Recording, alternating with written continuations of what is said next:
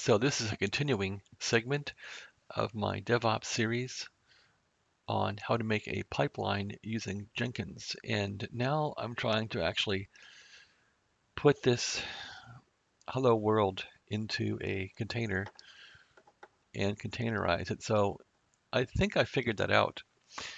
The only issue is the container environment is so different than my real production Linux environment that it is giving me some problems. So let me show you the source code here. It's very simple that I've been working on. So this is a demo that I've had with this Tomcat um, Hello World app, and it's a fairly reasonable, simple Tomcat app. So we can take a look at some of the source here, and if I change the source in this repository, it's going to build. So I did add a Docker file here, and this Docker file is meant for the last segment of my pipe, which is building a container for this app. So we can take a look at the Docker file here. And what I'm doing is I'm downloading Ubuntu, and I think it's 2004, and updating it, installing app-utils, installing Java. This is almost a gigabyte of data right here, which is disturbing.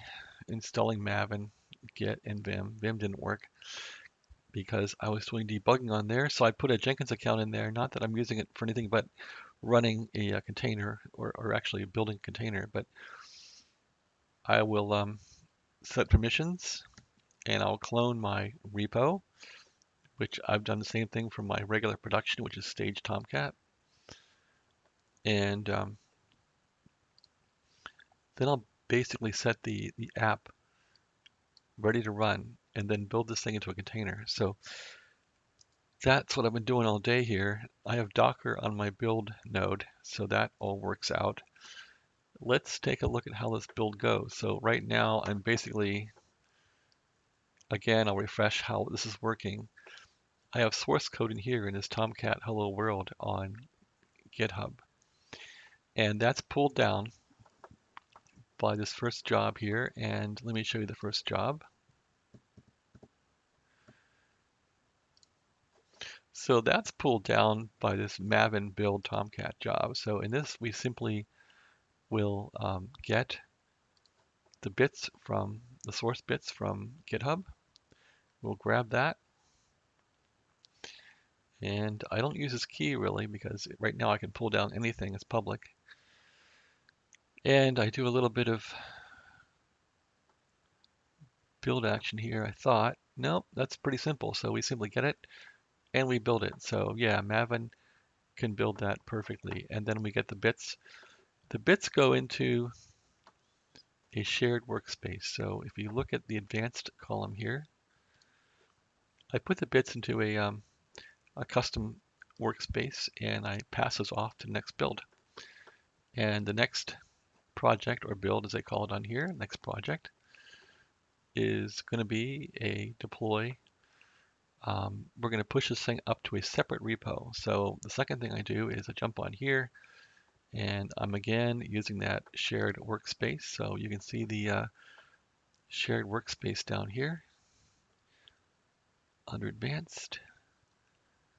I think it's right here. Yep, so the shared custom workspace, I'll use that again. And I simply take those bits and I send them up. So here I'm basically removing any kind of Git artifacts in the workspace that are put in by the build. And I'm doing a git init to make it main. I'm adding these directories, target source, Tomcat demo service, which I really do use on the conventional production machine here. And I add a Docker file now to build on the last build. I put that in the workspace. And actually then I want to commit the stuff to the build repository, which is a better name for it. So that will go up to this repo here, which I should probably call it the built repository. I call it stage Tomcat, but really these are finished bits that have been built, and all the executable bits are here in target and in bin, and there's the web app. So That's all well and good. And once those are all loaded up there, they're simply there. And I have a third segment here, a third project or build, and that will be deploy it to a conventional prod. So this would be a prod in your data center, something that's already some system or computer called production or something that's already running and can accept jobs, can accept a conventional install. So this is pretty easy here. I'm first of all grabbing the bits down from, uh, I'm grabbing the bits down. So the first thing I do is I will stop the Tomcat demo. If it's running on prod, I stop it and I'll remove it and then I'll clone it again. And then once it's cloned, I will start it. So that's how I work on this conventional production machine. And I'm doing SSH production into the prod machine with these commands that are executed after SSH logs in, and SSH is logging in with keys. So that's how that works. Now, this all worked pretty much yesterday, which was all dandy and good, and you can see the last demo. But what I did today was basically trying to get a container working. So that in itself is an exercise in, excuse me, an exercise in Docker, which can be interesting and frustrating, but I am able to build. So this last thing I've done today, I stopped the build because it takes so long, but I was doing a containerize here, and let me show you that. So that's basically getting the bits down. I remove the old bits here, the old Sage Tomcat. I'll get the new bits down, and here I was doing some debugging here, but basically this is the CD into the Docker into my Sage Tomcat. I'll CD in there with a Docker file in there, and then I'll simply do a Docker build of this container called Tomcat demo, and then I'll look at the images and make sure it's all there. So once this is done and it's working, which it does work, then this will go off to Kubernetes cluster to be executed. So that's the next step. But I've had some issues with the code. So this little code example will work on a standard server, which is not containerized. It works great. But when I put it on the container, it has trouble establishing its base of where the document is. So that's been a real issue. And I'll show you what I mean. So inside here,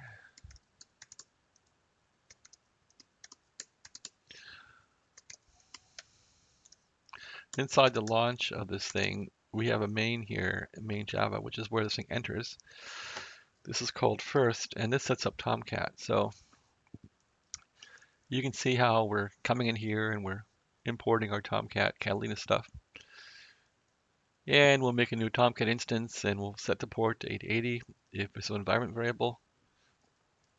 Now, the trouble I've had is this thing I would say by creation of its Arthur, this would try to dynamically figure out a relative path, or I guess absolute path, of where it's executing. And this works fine on a conventional non-container server. It works great. It works. And so, okay, here it is. So what I tried to do to make it work in a container, a Ubuntu container, was to put the absolute path in here as coded in. And that's where I'm running this thing, but it does not work correctly like this. And if I code this in directly, my conventional production will not work, and the container doesn't work either. So what I'm going to do then is take these back out and put it back the way it was and make it work and build it. So that's what we'll do. And I guess I can debug the container problem tomorrow. So I will comment this out and uncomment this one. And this one here, I'm going to uncomment and I'll comment this one. That's about it. Now we can build this by doing a commit. So I'm going to right quit it. And now we can say get status. And it's modified. So we're going to do a get add It's all good.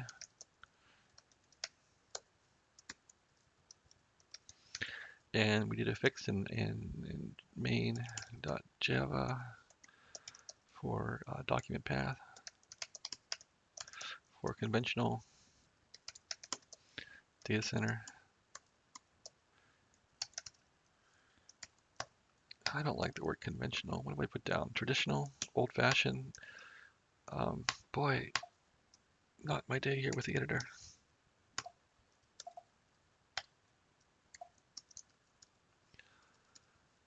All right, so let's do this again. I think what happened is I always forget to put the M in here, and it just puts me in some weird editor. So let's go like this. There, finally, and without drama. Get push minus all. Okay, this will start the build once I push it. You'll see Jenkins here start up. Let's go back to the dashboard on Jenkins then and watch it go. Okay, there's our dashboard, and all these builds should start going here. So let's send it up to GitHub, and hopefully it's going to work. There it is. The builds fire up here, so we're going to do the source code compile now, and that's going to be this one here.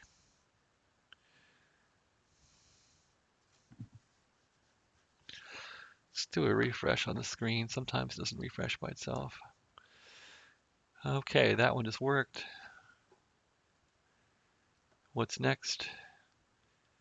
It's now doing a push to the artifacts, so it built it. It's pushing them up to GitHub. Do a refresh again.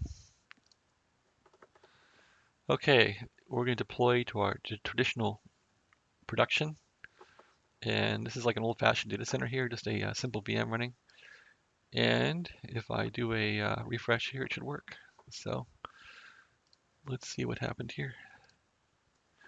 That works. So this thing should be working now. Let's do a refresh, and there it is. So my traditional data center is up and running. So now we're now doing containerization of the bits that I have from GitHub. So basically, the bits here in stage Tomcat are getting containerized with this Docker file here. So that's all running, and this takes a long time because it pretty much pulls down a gig of data from the internet. So what I really have to do is make a container which is very close to what I need, and then reuse the container and just add in the bits that I want to change, which would be my application. So I have to really get that figured out, how that works. Right now I'm just doing a brute force on this thing, and if you look at what I'm doing, it's in the Docker file that I showed before, and it's kind of brute force. So this takes a long time. Yeah, this Docker build takes a long time. It's pulling down a bunch of bits from the Docker file, so we can see the Docker file right here, and you'll see it's fairly involved. This doesn't take long. That takes a while. These don't take long. This takes a long time. This is probably almost a gig of data right here. That is probably not needed. Doesn't take long. So not building on here really. That doesn't take long. Anyway, the real problem with this thing probably is OpenGDK. It takes a real long time. And then the build, I guess, takes a long time too. So let's see what's going on back in the Jenkins build here. Back to dashboard. So it looks like everything's green now, so it all worked out well. So let's look at the output of this thing, and you'll see a pretty nasty long console output here. So here's the console output. This is like going to be terribly long, but this is what it did when it basically did the build with the container. And you'll see that it's really putting in a lot. Anyway, you can see here from the little cursor on the side that this thing is long. So not that we need to see the gory details here, but this is pretty much creating a Docker container. So I'm going to create this container once and then reuse it. I want to have all these bits ready to go and then just shove in the application later. So I guess this is learning Docker 101 again. I haven't touched Docker in years, so I'm getting back together with it. Anyway, that's about that. I hope this is useful to you in some way, shape, or form. I hope to get a Kubernetes cluster running here soon on VMware, and then get this container running on there for you, so we can see how that works. Anyway, that's about it, and you can see now that this thing built. There's nothing running here. I did test that about 47 minutes ago, and I couldn't get it to start. So that's where I'm at now on this project. Anyway, thanks for watching. And yep, we went through our little Jenkins project here where we're building a Tomcat app. We're doing a compile here, and then we're pushing the artifacts up to GitHub, and we're putting it to our little traditional prod, which is here, simple VM running, and that works great. And now we're trying to containerize it, and that's got some raindrops, but we're trying to get out of the storm here. Okay, thanks for watching. Have a great day.